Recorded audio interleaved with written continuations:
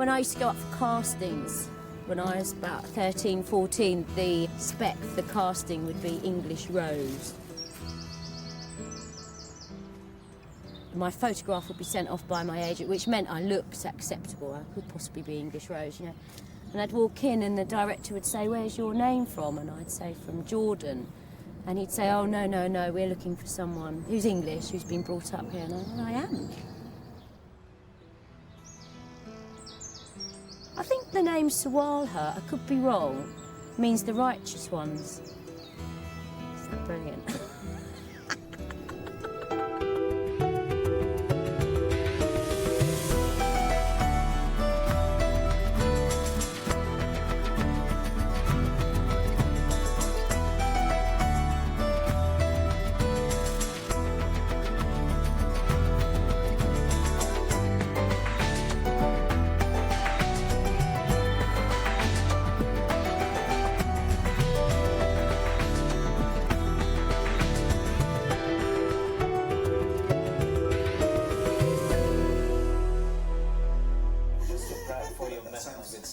He said the camels were on heat. Should we talk a bit about osteoarthritis? Yes, do.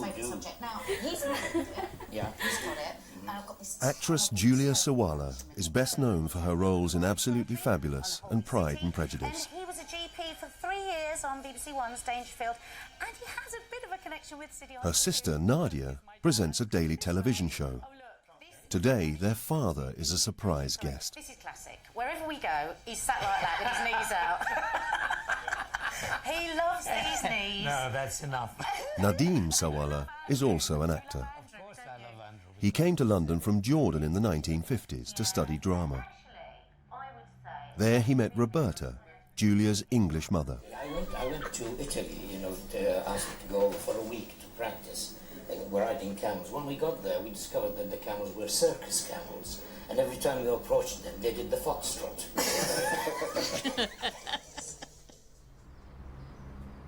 I have always grown up feeling Arabic and English, and because I knew more of my Arabic family when I was younger, I'm really interested in finding out about my mum's side of the family. Who is that? Look, that's the grandmother that you'll really like. Oh no, do you know what I was going to say? She's really lovely. Oh, She's really lovely. I bet you've seen that photo before. I haven't, honestly. That's her though, isn't it? Yeah, That's her? yes. They always said that they were French. And the name was French, Dubock. Dubock? Yeah, that's her name. And they always said that they came over with the Huguenots, but I don't know about that. What are the Huguenots? Not quite sure. A lot of them came over, I think, at the end of the 1700s. Is it just a name or is it a title? I think it's a religious is it? group, yeah. And they must have been escaping from something, I think. Really? Yeah, probably. So you'd like to find out if that's true? Yeah. Be interesting, wouldn't it? Yeah, it would. All I've ever heard is that they came from France. Well, is that something you'd like to find out? I'd love to know about that, because I really want to think I'm French.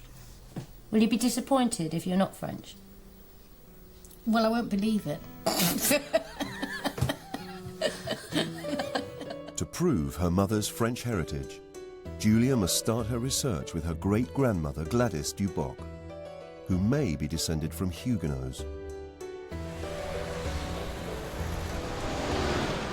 I felt a bit bad, really, that I'd never asked my mum anything about her family. And the fact that my mum has never said anything, does that mean she thought we wouldn't be interested? And we're both so fascinated in the past and in history that I can't believe we've never discussed anything before. It's ludicrous. So I really want to find out some stuff for her.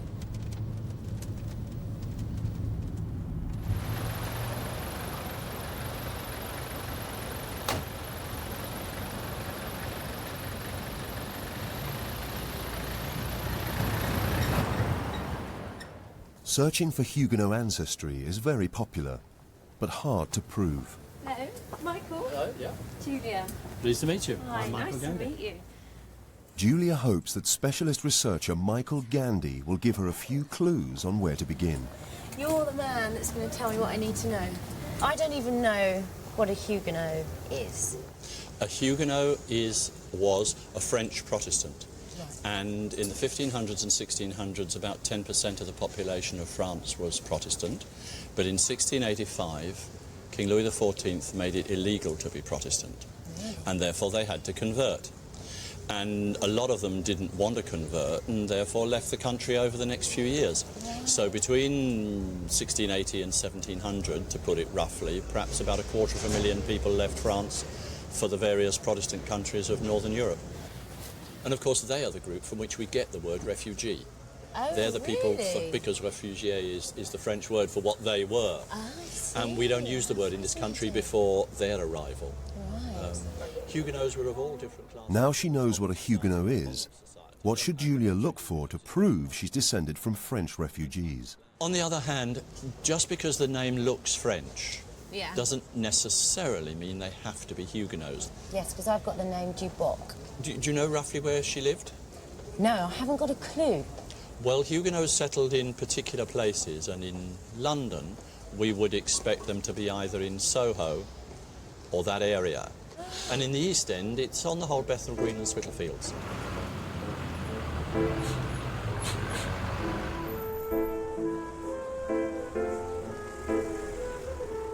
Most Huguenots were artisans, clockmakers, silversmiths, or silk weavers. Julia's come to the family record centre to search for clues. Craftsmen living in Soho or Spitalfields in East London. 84. Yes. She starts with Gladys Dubock's birth certificate. June. March. It's not here.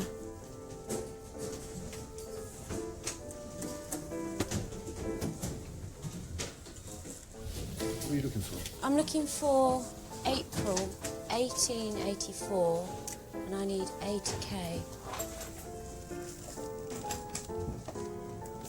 Dubock. Yes. Oh, it's spelt with a K. Oh, what's that? Just a full name. Oh, do I? Thank you. I'm glad you're here. So, June. Are you having much luck with yours? Not bad, not bad.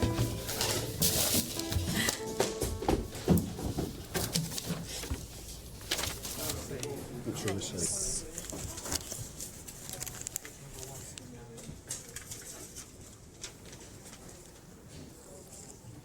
Gladys's birth certificate reveals details of her parents, Eliza and James Dubock. Her father was a letter sorter, which I suppose is a postman, and they lived in South Hackney. Proper Cockney. Brilliant. Proper Cockney. So Gladys's parents weren't craftsmen, but they were from the East End. Julia goes back another generation to Gladys's grandparents. William Dubock married Rose Hannah September the 9th. William was 21, his wife was 23, Rose Hannah, and his father, who's also called William Dubock, was a weaver, which is a good sign. Julia has traced 6 generations to find her first Huguenot lead. Gladys's great-grandfather, William Dubock, was a craftsman, a weaver living in Spitalfields in the mid-19th century. Census returns should give Julia more details about William and his family. She begins in 1881, when William was 61. Dubock. Head. 61. Oh, he's a grocer and cheesemonger. So, am I looking up the right Dubock? Well, I thought he was a weaver. William did appear as a weaver on an earlier certificate, so Julia checks the 1851 census. Aha!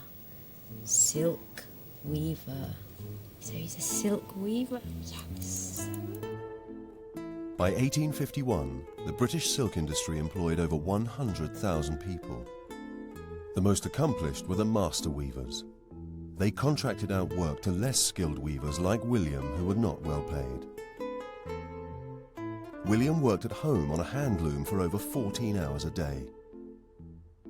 The items he produced were for the upper classes and people of court. As the saying went, "We are all Adam's children, but silk makes the difference."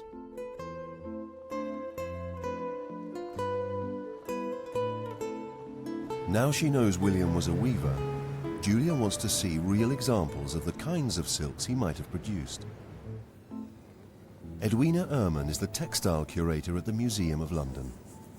Hi, Julia. I'm Edwina. It's nice to meet you. Nice to meet you. So we're going to go down to the costume store, which is right down in the basement of the museum. Okay. Downstairs we have women's wear. And it's either hanging from rails, as you can see, or it's in cupboards. God, it's like they're ghosts hanging off these rails. Now, we're going to go under here. My mum and me, we just love things like this. I mean, my mum would cry if she saw this. Oh my God. If I show you the back, Oh, then you look can at that. see how lovely the fabric is. Oh. And if you can imagine that she's wearing little hoops, then that will really show the full breadth of the fabric and just show how pretty it is. Swishing through corridors. Look at that. See, it doesn't look like this has been woven on a loom. It looks like it's almost been hand. Often in descriptions of these dresses they're described as embroidered, but they're not. They are woven, not embroidered. Yeah. You just would have felt so special if you'd worn this. Very happy, actually. Yeah. These shoes here are made from silk woven in Spitalfields just down the road. And they may have been made to match a dress, or they may just have been made with the leftover silk from a dress, because you can see that the pattern on the toes doesn't match. You can see that here on these ones, they have the same design on the toe. Right. They've got these fantastically pointed toes. You wouldn't be able to walk in those at all, would you? Well, you didn't walk outside in them. They're kind of party shoes. Party shoes. So if you were going to go to court wearing these shoes, or go to an assembly or a ball, your sedan chair would pick you up in the hall of your home, and then you'd be taken into a covered area where the ground was dry, so that the shoes couldn't be damaged at all. And although they look black now, these threads, they are silver threads, and so you have to imagine it, how much they'd sparkle. And people, of course, had ankle-length skirts, and so your shoes occasionally twinkle out from beneath your skirts.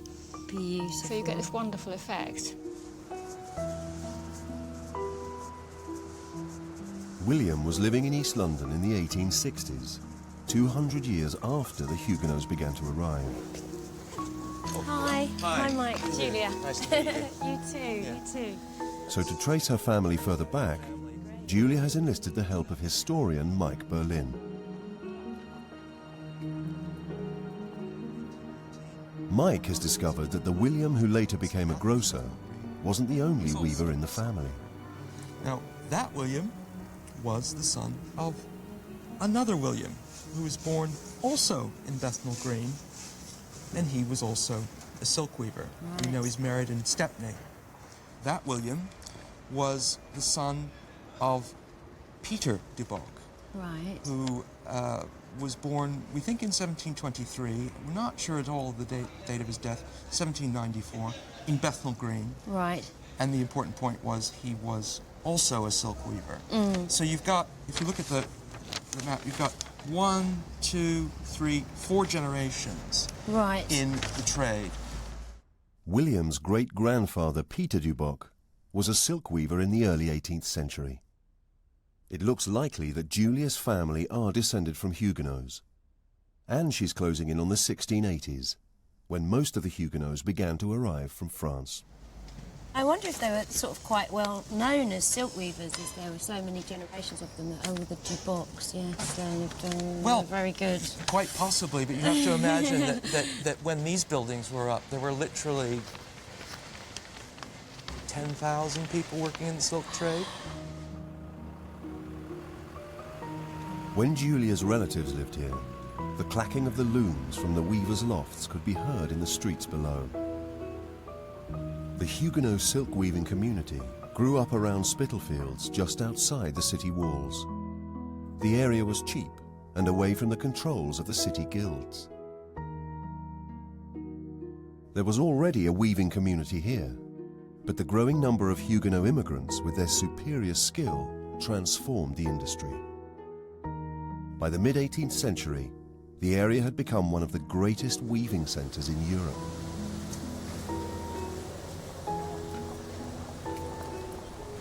As today, it's a Bangladeshi community. This would have been a very strongly French community. You have to imagine Peter's walking down the street, he would have seen French signs, the smell of French food, French being spoken, French music being played.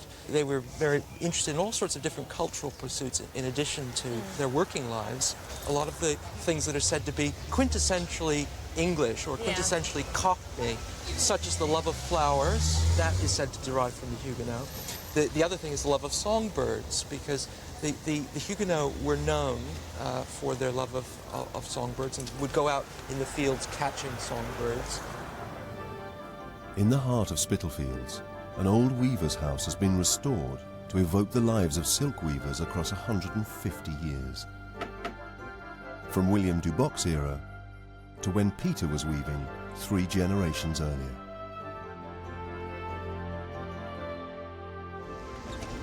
Hi, morning. Hi, I'm nice to meet you. Hi. Morning.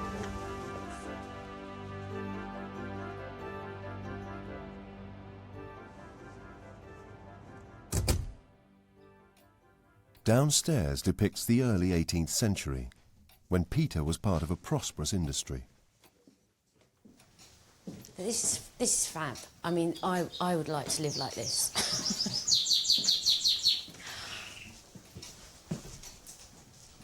It's a songbird. Hello. Strange smell.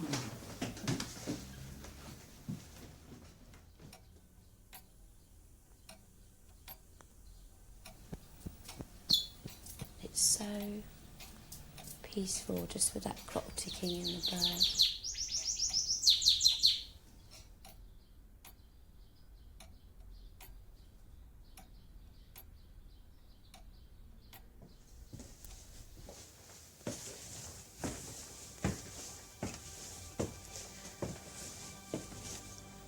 As she walks up the stairs, Julia travels forward 150 years to the mid-19th century, when Peter's great-grandson William was last recorded as a weaver.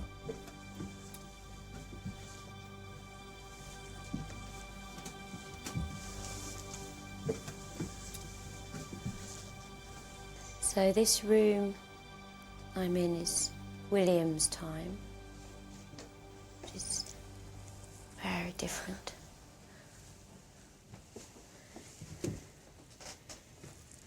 By this time, the industry was in turmoil. The weaving process had been mechanized, and a commercial treaty with France in 1860 lifted a ban on imported silk.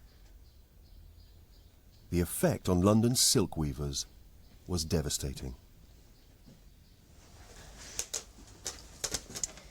The poverty and distress of these people at this time are inconceivable. Very generally, a family in every room with very little bedding, furniture or clothes. The few rags on their backs comprise the principal part of their property. It is not in the power of language to describe their long and continued miseries, not brought on by idleness, intemperance or a dissolute course of life, but human wretchedness, absolutely produced by want of employment. By 1860, over 2/3 of weavers were out of work.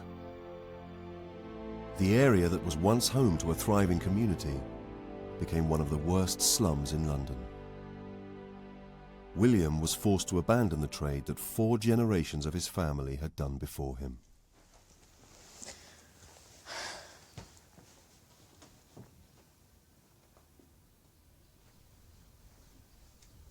You see those silks and you just imagine quite a glamorous lifestyle. And what must you have imagined when you were weaving those silks? What rich lady was going to wear this silk? Have to come down from that attic and watch your master weaver come and take it from you and drop your shillings into your hand and walk back into this room. Must you've imagined the balls and where that piece of silk was going to go.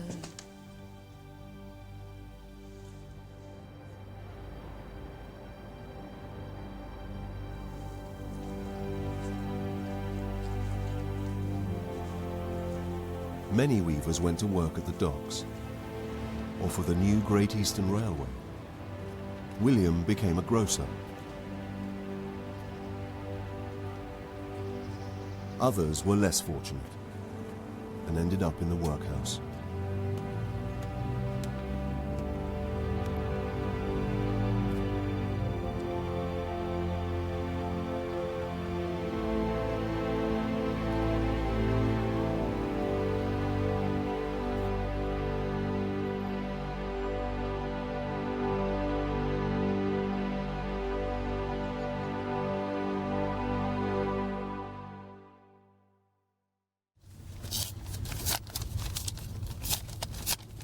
Julia's received news from genealogist Michael Gandy.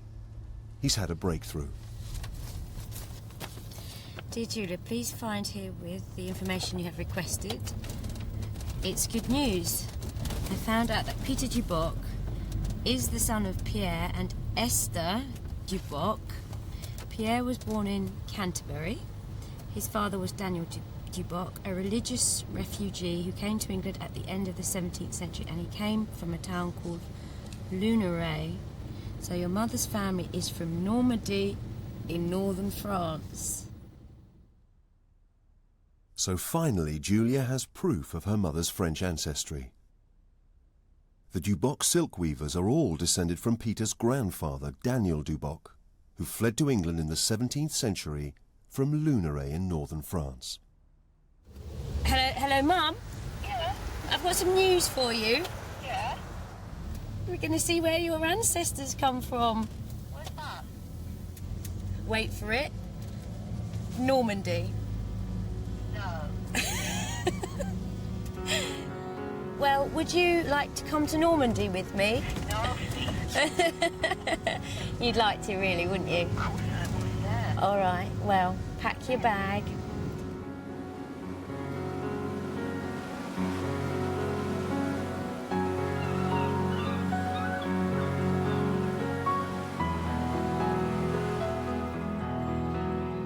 Julia's ancestor, Daniel Dubock, was living in Luneray in the mid-17th century, when 10% of the population were Protestant.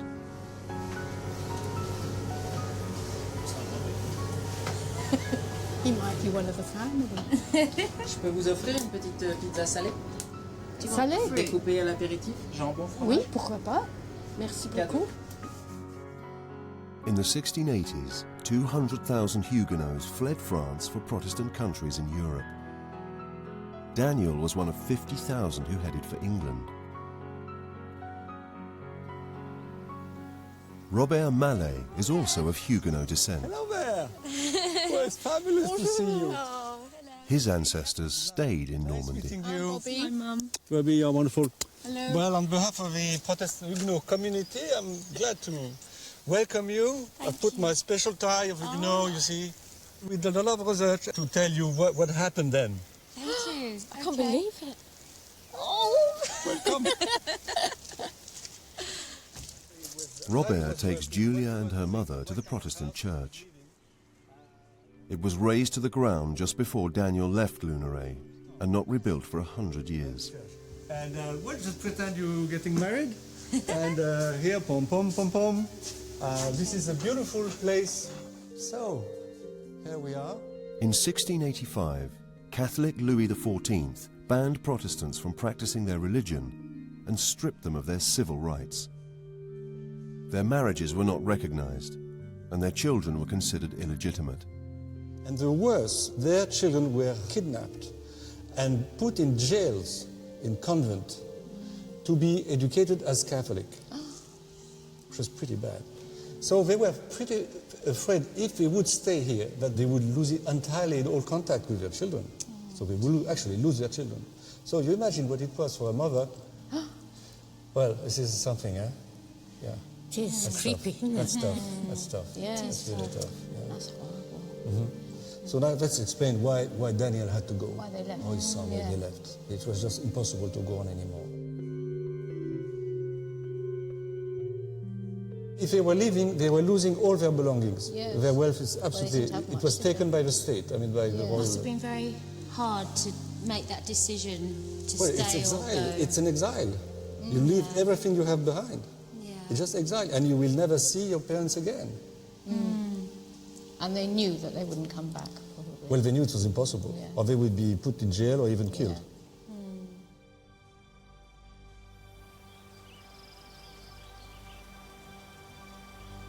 After their church had been destroyed, the Protestants in Luneray continued to worship in secret, in fields or in private houses.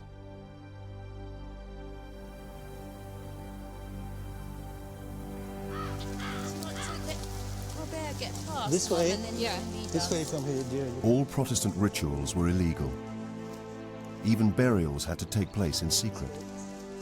It is privately owned in a way that it's still hidden, Yeah. and we don't show it to many people, you see. If the Huguenots were caught, the body would be seized and dragged through the streets as an example to It was others. buried here, but you're going to see it's here. Are you okay? Yes, yes. Okay, I'm holding your arm. You?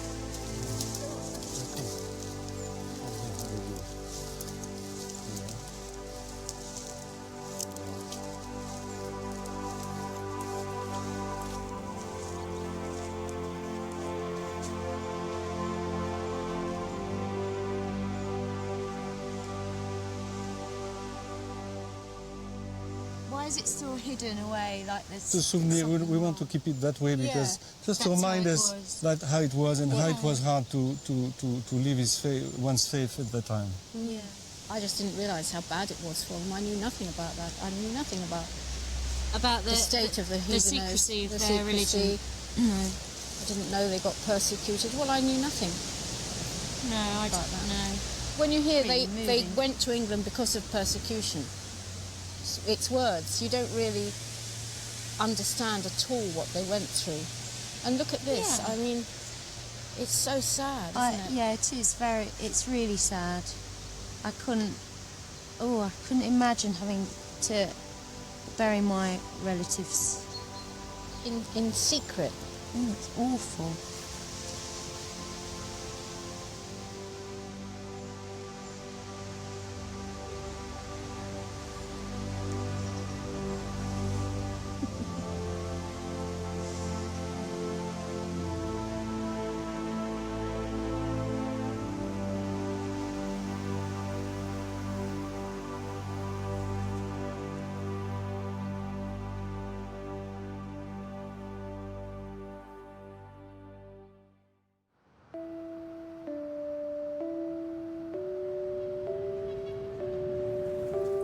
Julia's back in London. She's come to see her father to find out about his side of the family.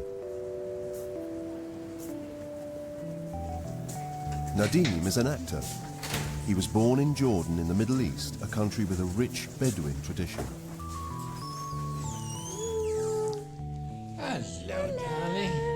How are you? Oh, Nice to see you. Lovely. She wants to ask about his mother, also called Julia. Julia Sr. broke away from her tribe to become a successful businesswoman. My mother was so ambitious. She was so active, so industrious. She said the tribal way of life is being torn apart by the impact of the modern world.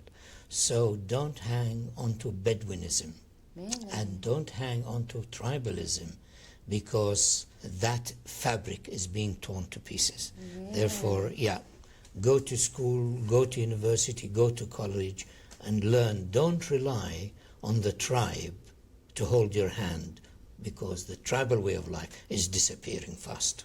So now what does Bedouin actually mean? I think by telling you the opposite of Bedouin is the town dweller. The town The dweller. opposite of the Bedou. The Bedou is the tent Is dwellers, yes. And my father, lived most of his life as a Bedou, as a tent dweller. He dismissed all the modern conceptions that we adopted. I remember being taken to see Grandad, and you put my hand in his hand. This is when he was blind. And you said, "This is Julia." Yes. And he threw my hand and he said, "What do I want to speak to her for?" Thinking that I was my grandmother. Now, did they not get on? Did they love each other? No. They didn't love each other? No, because love as understood by Western people is not love as understood by Eastern people. Love in Eastern society comes from respect, and from a long period of familiarity. This idea of romantic love as practiced in the West is, as far as the society I come from, was nonsense. So now, I've seen this photograph here before. I want to know why Grandmother scratched her face out. So I find that very creepy. A rebellious woman is always full of disapproval of what society does. And I think her rebellion against the system of life she had to live made her disapprove of all the people around her. And when she was stuck in that picture amongst all these people, she said, "No." Wow, that's amazing. No. I'd like to know about where my grandmother got balls from, And I'd even like to see a house or something where they grew up, or just go to an area, see what she saw, see the views that she saw when she got up in the morning, what oppressed her, what gave her incentive to carry on.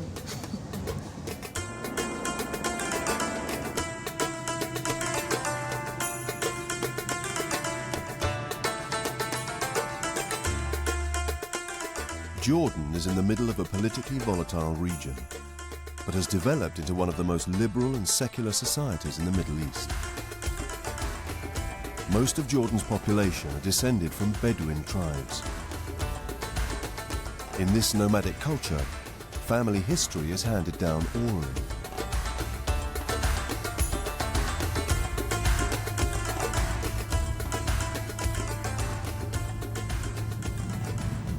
This journey is going to be quite different because there aren't any documents here. My dad doesn't even really know his birth date.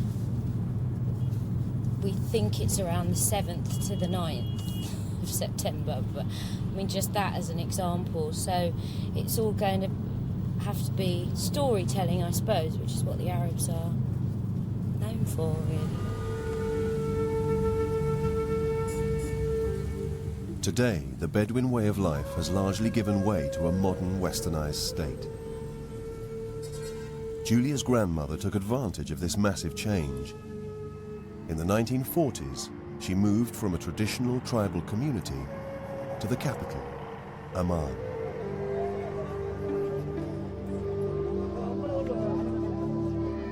Remarkably, she began a string of businesses, including an ice cream factory and a Western-style hair salon.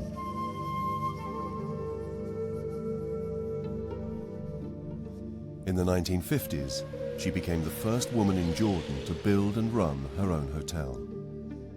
Flouting tradition, she even dared join the All-Male Hoteliers Association.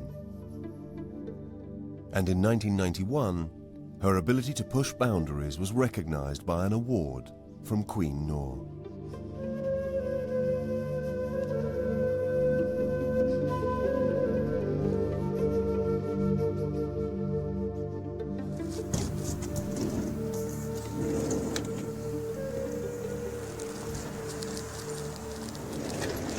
Before she died in 1994, Julia would visit her grandmother at her hotel. The last time she came was 15 years ago.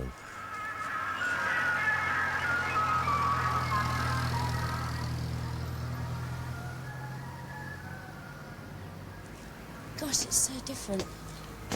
It's a restaurant. Do you take it for granted when you're little, or you just think, oh yeah, I'm going to my grandmother's hotel, you know, but God, she must have... What an incredible thing to do, to own your own hotel as a woman, you know. Oh my God. Oh my God.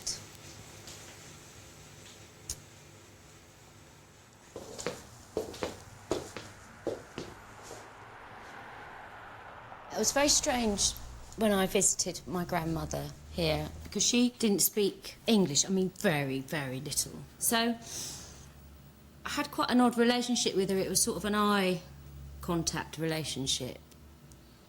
And I always felt like she was staring right through me, like she could see right into my soul. She used to stare me out, and I always used to stare back, straight back at her.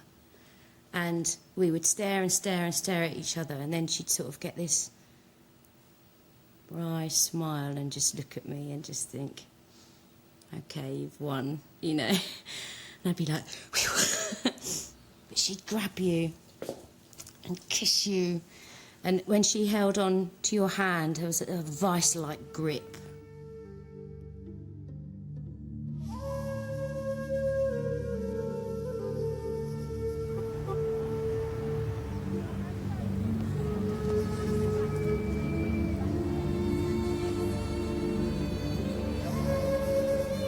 A friend of Julia's father knew Julia Sr.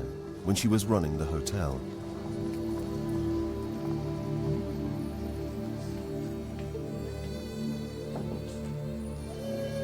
Ahlan. Hi. Michael. How are you, Julia? Julia. At the time, Michael Harmonet was setting up the Ministry of Tourism. He and Julia Sr. came from the same small rural town of Madaba. When she moved to Amman, she built a business that was only for men. To be a hotelier, it is for a man to be a hotelier, not a woman. And to deal with tour operators and travel agents, it needed someone who is strong enough to deal with them. I remember when I was a child, women used to bend when they come near the windows, so as not to be seen by the ones inside, the men. Really? So your grandmother was of that time and of that society and of that people. To do now a business was not the rule of the day. Men do business, not women. Women stay home, they cook, they take care of children. But to have their own businesses, no. I think she felt the movement of history. It is proven by moving out of Madaba to Amman. Men didn't move. My father didn't move to Amman. All the people of Madaba didn't move to Amman, but she knew very well that Amman is the developing city. She moved with her family. Whether she pleases her husband, her tribe, her grandfather, her father, she didn't care for that. She did what she thought should be done. All that, I believe, for her children, for her family. You know, Julia, I think, had it not been for that Julia, this Julia would not be around. Because she would have stayed in Madaba and she would have finished her life there. And Nadim probably would have stayed in Madaba. So we will not have had the pleasure of having you.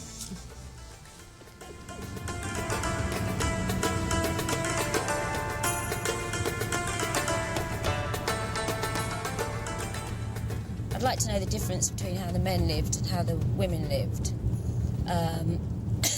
because that will give me an insight into what my grandmother went through, because she broke the mould for women here. And I think by learning what sort of lives women had, I'll have an understanding of how difficult that must have been for her to break out and change the path for women here. And for me, I suppose, because, I mean, if I'd lived here, I'd be having a very different life if she hadn't done that.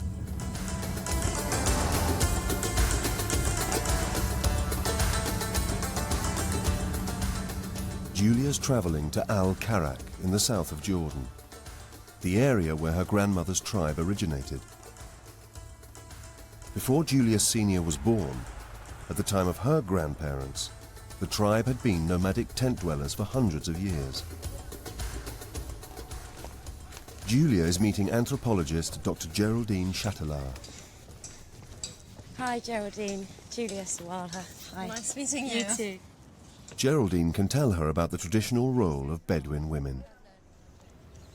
Imagine, I mean, this landscape of hills. This is where your tribe would have been. Really? Most of the year. Wow. That's in their black tents with their herds. And they would go out with their goats and sheep, and some camels even, to these places, which were grazing areas. And they would live under the tent, like Bedouins. And they would live under this black tent, which is made of goat's hair.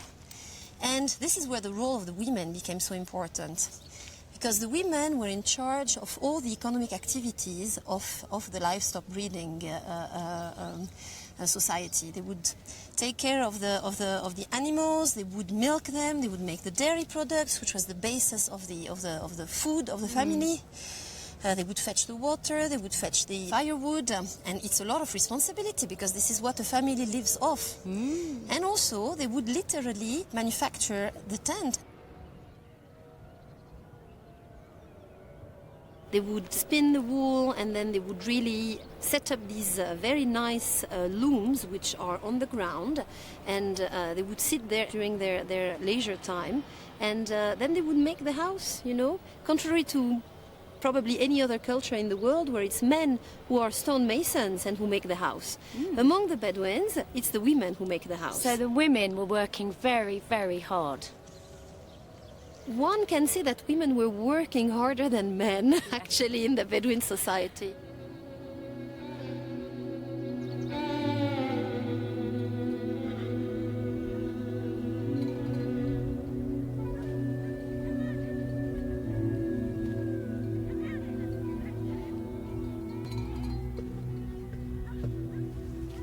Julia Senior's tribe left behind the nomadic way of life and moved into houses.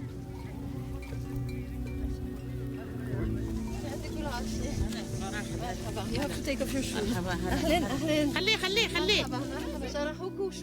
Today, some tribes still resist the drive towards settlement. الأصل من الكرك من جهة الأب هي حلا تعرفت قبل شوي إنه أجدادهم كانوا ساكنين ببيوت شهر كمان وهي حبت شوف كيف الحياة ببيت شهر الحمد لله إن شاء الله إن شاء الله الحمد لله Come and sit here.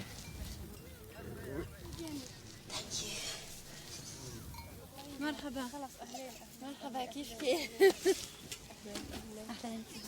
I heard that some Bedouins have mobile phones now and televisions. Is that? بتقول انه سمعت انه في بعض البدو هلا بيستعملوا الخلوي التليفون الخلوي وعندهم تلفزيونات وكل شيء بتشربوا لبن مخيط بتعرفوا بتشربوا لبن مخيط Instead of answering your question, she asks us if you want to drink some goat milk. أنا بشرب بس ما بعرف. You want to drink? I'll try it. يلا خلينا نجرب يلا. روحي يا أمي ها.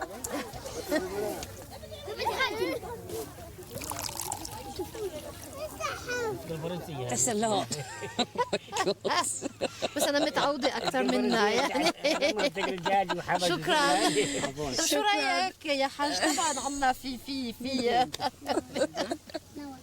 هذا من عندكم من حلالكم هاي يعني. Exactly. It's how would you call it in English?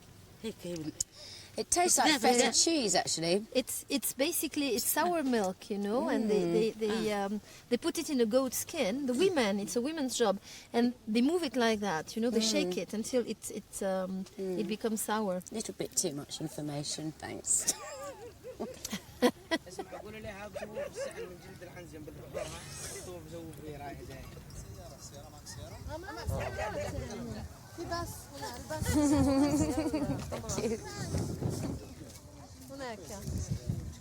The guy in there said to me, I hope you're not making a film about how bad the Arabs are and saying that we're all terrorists. And as I looked at him and said, no, he looked me so deep in the eye, gave me like one of my grandmother looks, you know, because he really genuinely was unsure. So it was nice to reassure him, and I look forward to sending him the DVD. Do you know what he said? I said, do you want it on video or DVD? And he said in Arabic, no, I want to watch it on my computer. What have you got? Apple? I thought that was brilliant. Julia's now on her way to Madaba, the town where her tribe settled in 1880 and where her grandmother grew up. It's interesting to me to find out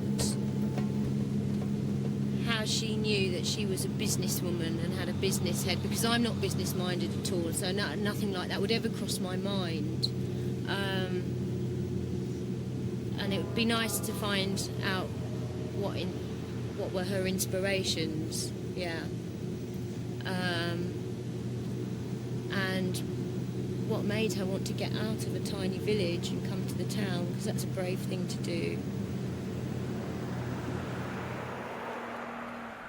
When Julia Senior was born, her tribe had lived in houses in Madaba for just 30 years.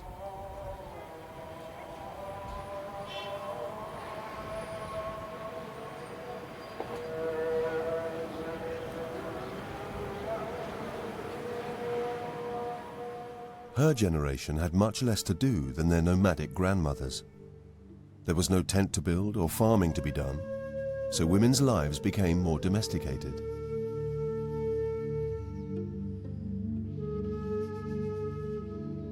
This new role was not enough for Julia.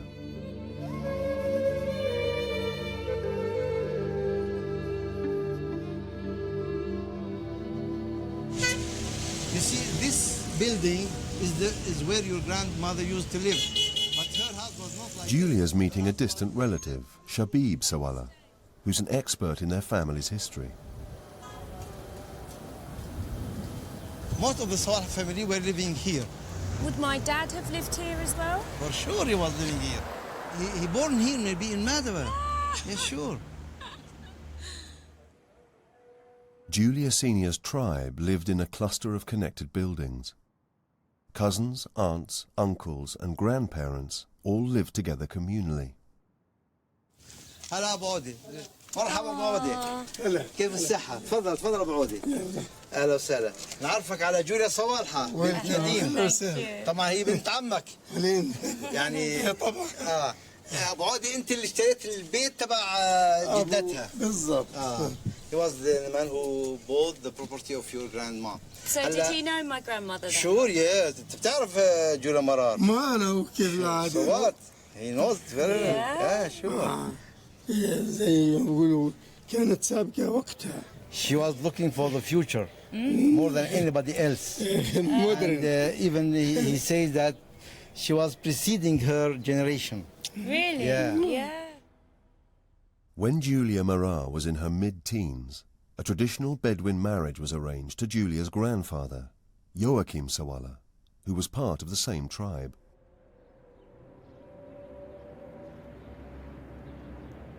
The couple moved into this house, on the top of the hill, close to their families.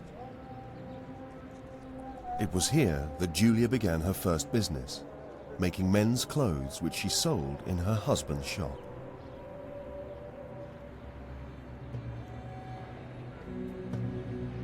The business flourished. Julia made enough money to move her family to the capital.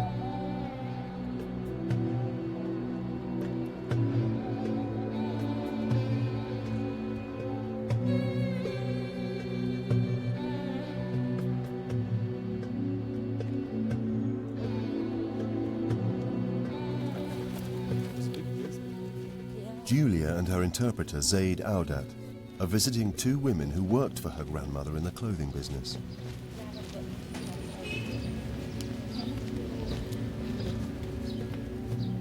بتذكروها هاي جوليا وهي شالت صورة وجهها لأنها ما كانت تحب الصور.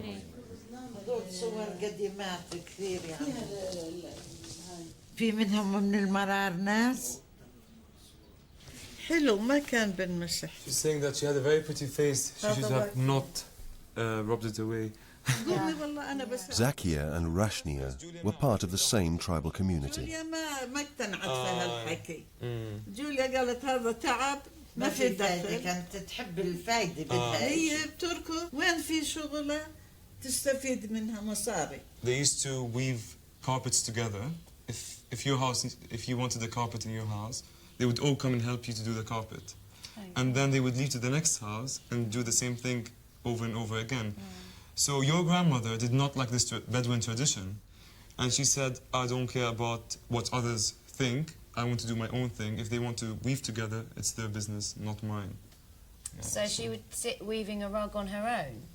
فيعني بتسوي لحالها سجادة جوليا كانت ولا تشتريها؟ لا تشتري مشترى. No, she used to buy it.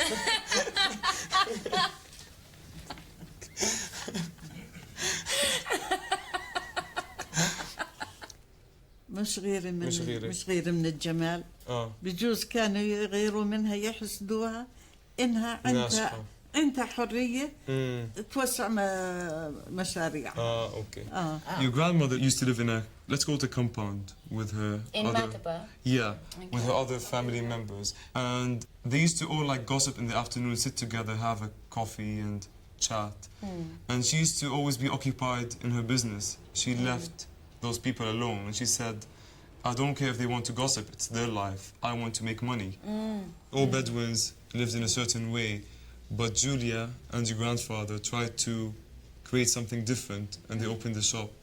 So they diverted away from traditional Bedouin culture or life. Some other people used to say, like, this woman is not taking care of her house, her husband, her poor husband. He's supposed to be the one in charge, but she's the one dominating the relationship. And they used to get, they used to, like, be surprised how a woman at that time can do these things.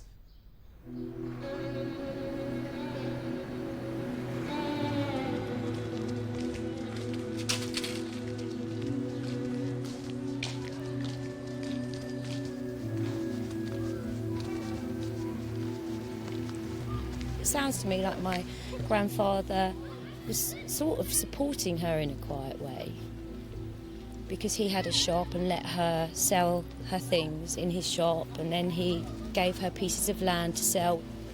So that must have been very difficult for him as well, to take a back seat. And it's when my dad was talking about, love here and love in the Western world is a completely different thing, and my grandfather and grandmother had respect for each other, and he must have respected her deep down enormously, and being forced by his elders to try and control her whilst at the same time respecting her must have been very hard for him. But she was obviously such a strong character that nothing was going to stand in her way.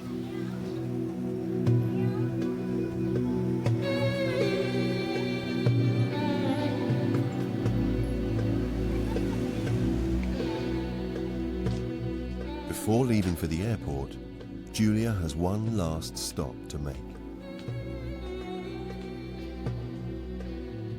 Her father's friend, Michael, has found something she's never seen before. After Julia Sr. received her award in 1991, Jordanian television made a film about her life.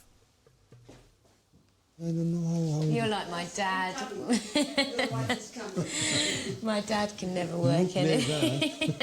Okay. You don't need this one? I need it. I really don't know how to play. I know, it's just like Dad.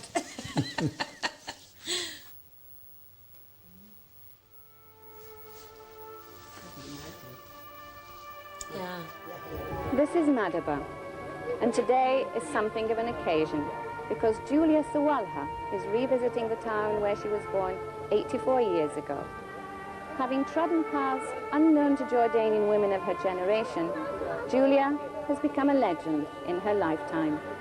We're privileged today to accompany her as she takes a journey into the past.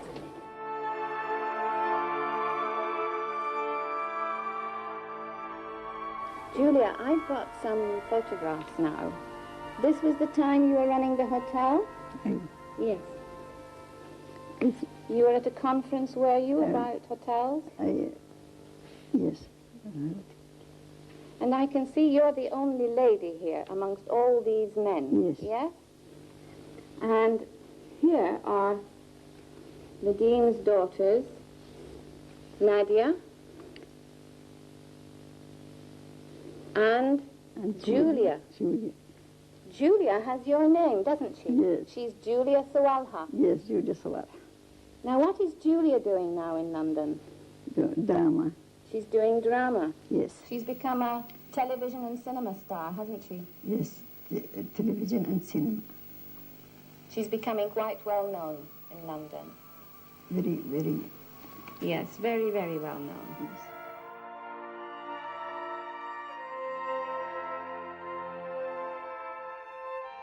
It hasn't really sunk in for me yet what my grandmother did. Because I'm a modern woman and everything has been so easy for me, so easy.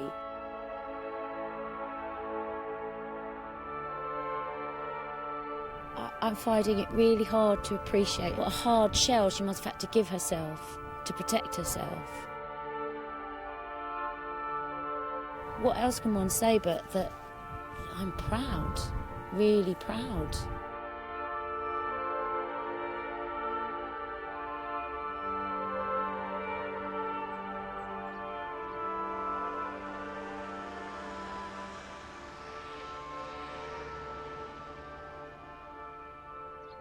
When I first met my partner, I said I'm half Arabic, and he said, yeah, but you're not really, are you? And I was really hurt inside. Something really jarred in me, and I just thought, I am. I don't know how to explain that. I don't know how to describe that. And I don't know why I feel I am, but now I really know why I am, because I understand my tribe. I have a tribe. I come from a tribe.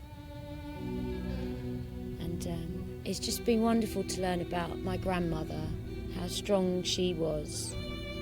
She was doing it for her children, and I have benefited from that, and I'm very grateful to her.